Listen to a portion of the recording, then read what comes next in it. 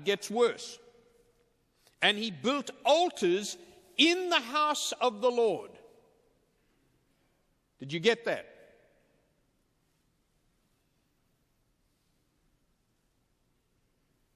Very important to just notice that. This man was, remember the Bible here says he did evil in the sight of the Lord. I mean, he actually even came into the temple of God and brought his pagan worship into God's house, of which the Lord had said, in Jerusalem shall my name be forever. So what Manasseh did was he brought in the names of Baal, the Baals, and the name of Asherah, this female deity goddess. And he built altars for all the host of heaven in the two courts of the house of the Lord. And watch this, he burned his sons as an offering in the valley of the son of Hinnom. I wish I had time to explain that to him. He literally used his own children as the prime sacrifice of his determination to follow pagan gods. He said, I don't care what happens. I'm going to teach my son that it's far more important to play sport than it is to go to church. That's what he said. He said, I'm just going to burn my children in the valley of the gods rather than teach my children that thou shalt love the Lord thy God with all thy heart and with all thy soul and with all thy mind. I'm going to be the instrument to show the next generation that the only thing that matters is that you satisfy yourself. But it gets worse. And he used fortune telling and omens and sorcery. By the way, have you ever had someone come up to you and say, is there something wrong with fortune telling? Any of you gone to a fortune teller? Anyone consulted Ouija boards? Anyone go to palm readers? Just going to leave that up to you.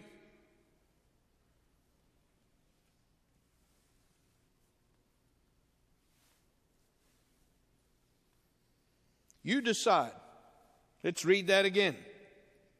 He used fortune telling and omens and sorcery, and he dealt with mediums and necromancers, people who dealt with the spirit world.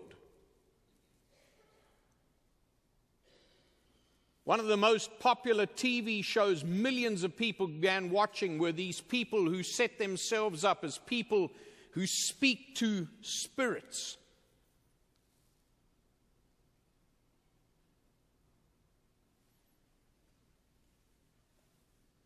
I'll leave that up to you to decide.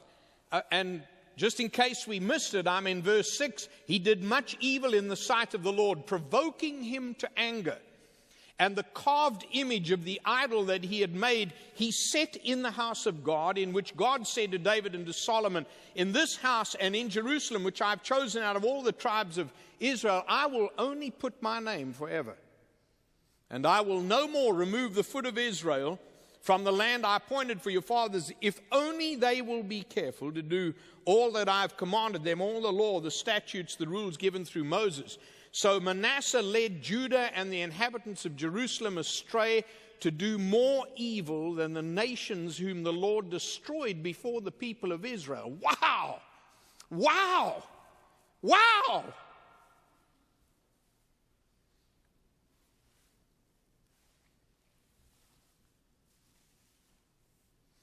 Verse 10, the Lord spoke to Manasseh and to his people, but they paid no attention.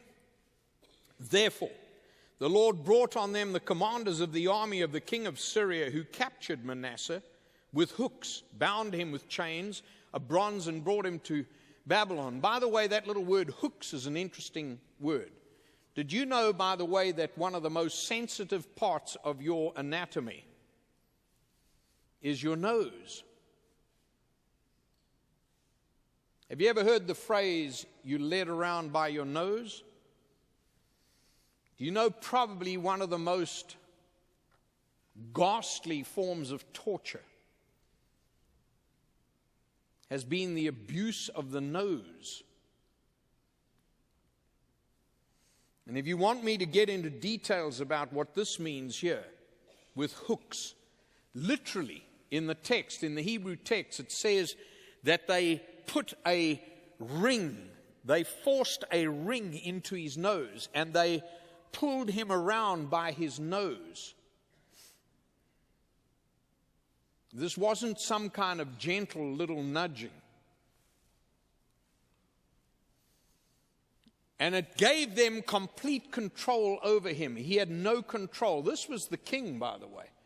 The one who controlled everything ended up controlling nothing, not even himself.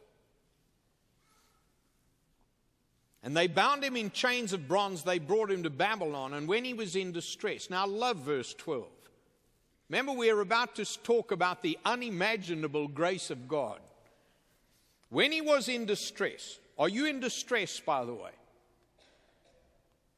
Where do you find yourself? When he was in distress, he entreated the favor of his God, humbled himself greatly before the God of his fathers, prayed to him, and God was moved by his entreaty. Can you believe that? This is unimaginable. I tell you what I wish they'd done to Manasseh, plucked his toenails or done something like that. I mean, this boy deserved it, don't you think? I don't know how to pluck toenails, but it just sounded good. So he prayed to him, and God was moved by his entreaty, heard his plea, and brought him again to Jerusalem. And then Manasseh knew that the Lord was God. And afterward he built an outer wall for the city of David west of Gihon, the valley for the entrance of the fish gate, and carried it around Ophel, raised it to a very great height. He also put commanders of the army in all the fortified cities in Judah. He took away the foreign gods and the idol, singular, Asheroth, from the house of the Lord, and all the altars he had built on the mountain of the house of the Lord in Jerusalem, he threw them outside the city. He also restored the altar of the Lord, offered on its sacrifices, peace offerings, and thanksgiving, and he commanded Judah to serve the Lord, the God of Israel. Nevertheless, the people still sacrificed at the high places, but now only to the Lord their God. Now the rest of the acts of Manasseh and his prayer to his God and the words of the seers who spoke to him in the name of the Lord, the God of Israel, are in the Chronicles of the kings of Israel. Go read them for yourself.